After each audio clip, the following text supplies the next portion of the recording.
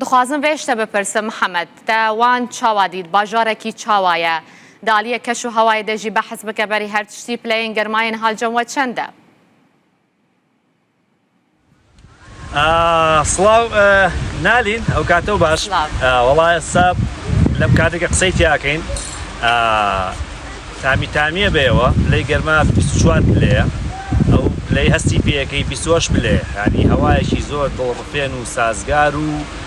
دڵفڕێنیشە. باشە محەممەد تنهال جەم گۆلاوانەیە ژبلی گۆلاوانێتە سەردانە چ جهێوانەی کریێتەوان چاوا دیت؟ ئەوە من دوو سێ ڕۆژە لەوانم ڕاستیەکەی وان پایتەختێکی گەشتیاری باکووری کوردستان و تووشیە یعنی بەڕاستی خوا بداتێ ئەو سێ چوار مانگە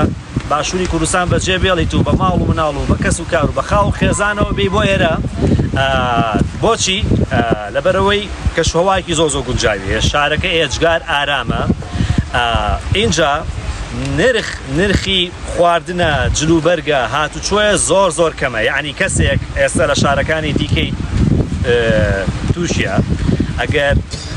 بۆ نمونە لە ڕۆژێکە یان لە ماوەی هەفتەیەکە باوە $1000 خەرجکە ئەوە لەوان هەرزانێکی زۆر زۆرە یعنی $200 ئەو پەڕی خەرجەکانی لە سەدا 500 خەرجی چۆ خواردن و شارێکی ئێجگار ئارامە ئەوەی کە زۆر زۆر گرنگە حەزەکەم باسی کەم نانی بەیانیانی وان یعنی ئەوە این ناکرێت ینی قسەیتیان ناکرێت و منافسی نییە کێبڕکەکاری نییە بەڕاستی نانێکی بەیانیانی ئێجگار زۆر زۆر بە لەرزەتیانێ زۆر زۆر خۆشیانێ خەڵکێکی زۆر زۆر فرێندلی و خزم دۆست و هەموویشان خزم و کەس یعنی بەڕاستی لە هەولێرەوە بۆ وان 640 کیلۆمەترە هیچ دوور نییە بێیت بۆ ئێرە ئەو جەوە خۆشی کە لە شارەکانی دیکەی تووشیا دەیتە سەر لێرە بە تێچووکی زۆر زۆر کەمتر بە ماندوێتێکی کەمتر و بە کەشێکی زۆر زۆر خۆشتر بەسەرەبە یعنی من حەزەکەم ئێستا باسی شێکتان بۆ بکەم ئەمەی کە هەیە لە پشتمەوە دەیبێنەوە دەریاچەی وانە یەکێکە گەورەترین دەریاچەی تووشیە دووهەم گەورەترین دەریاچەیە لە خۆرهەڵاتی ناوەڕاست ڕووبەرەکەی 3700 کیلۆمەتر دووجایە دەوڵەمەندە بە سامانی ماسیکی زۆر زۆر تایبەت شێ دەکەن لێرە ئامادەی دەکەن کە ماسی وانە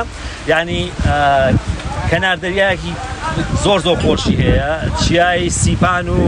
ئەوانە لە پشتەوە دیارن یعنی دیمەنێکی ئێجگار و ڕفێنی هەیە یعنی ئێستەیەوە لە هەولێر لە باشووری کوردستان لە سلێمانی پڕووکاو نەزانم 50 پلەی سەدی 40 پلەی سەدی بەس ئەوە سە لێرە ئەوە هیچ بە شەو هەست بە سەرماکەی ئێستا حالیان من لێراوە نیم کاژێر لەبەرم هەتاوە ساوم هیچ مێشە میوانم نییە پلەی گەرما 24 یعنی پلەیەکی گەرما هەیە گەرمای هەستپێکراوی پێڵێن 26 پلێ یعنی 26 پلە لە ئێستا ئەگەر چاو بن و قێنیوە هەستەکەی ئێستا من حاليا ل 12 ساعة ل 15 ساعة يعني روز نهاتو هندا كسك جهوليري اگر بري خوب دوانه بودما هفتيه كلوانه بمينه تشويا گشتياري دي چند با باشا كوتو سەرگیرفانی کەسەکە بەس ئەو کەسە ئەو خێزانە بزانن ئەگەر هەمان خێزان بچنە ئیستانبول بچنە ترابزۆن بچنە ئەنقەرە بچنە شوێنەکانی دیکە ئەگەر لەوێ کەسێکیان $1000 خەرجکە دە وەرەقە خەرجکە با بڵێن ئەوە لەوان $150 خەرجەکە بەحرە هەیەی کەنار دەریای هەیەی هەوایەکی فێنگە هەیەی خواردنی زۆر زۆر باشە پاک و تەمیزە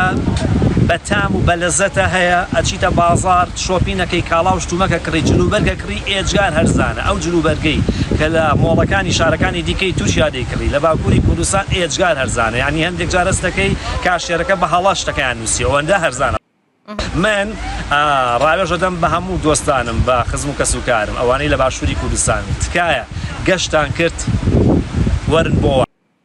شانسی وان لەدەست خۆتان مەدەن دەرفەتێکە بینینی دووهەم گەورەترین دەریاچە لە خۆرهەڵاتی ناوەڕاست دەرفەتێکە نابێت لەدەست خۆتانی. محمد جهوليري حتى وانه بچقاسي يعني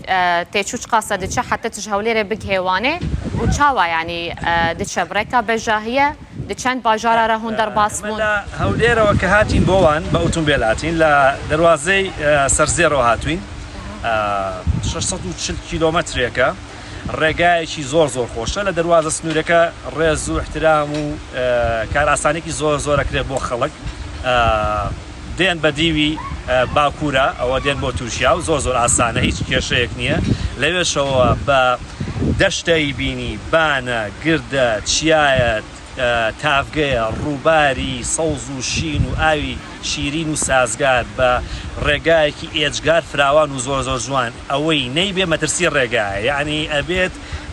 بگەڕی بزانانی لە شوێنەکە پاسەیەکە بەیان نەبێت نەخێر چێژێکی ئێجگار زۆر یعنی ئەگەر بە ئۆتۆمبیل بی چێژەکە ئێجگار زیاترە لە بە فڕۆکە خۆگە بە فڕۆکەش دێ ئەوە فڕۆکەخانەی وانە هەیە بەڵام من ڕایۆژە دەم کە بە ئۆتۆمبیل بێن و ئەو دیمەنە سەرنجڕاکێشە ببینن ئەو کەش و هەوا لەبارە ببینن لە هەر شوێنێکلاتانە لە ڕێگا توانن جەیەکی خۆش بەسەر بەرن لەبەرەوە ئێستا شەڵێم نەبینینی وان کفرێکی گەشتیاریەکە نابێت گەشتیاران دیکە محەممەد حتا تو لێ دەرێبی چێژ خۆزایە وانێ ینی ببینە دەمەکە خۆش لەوانێ دەرباس بکە جا دیمەنێ تەژی دەما خۆم داخبین نەگەلێکی باشون ینی دیمەنێ باشتر ژمەرە بشینە گۆلاوانێت لێ دەرێ یان وانێ گەلێک جهێندن هەیە باشە انشاءالله ئەمژی درۆژەکە سەرداناوانێ بکەن ئەمێ گوتناتە بکەم شیرەتا کۆتەکری گەلێکی سپاس بۆتە دەمەکە خۆش دەرباس بکەی محەممەد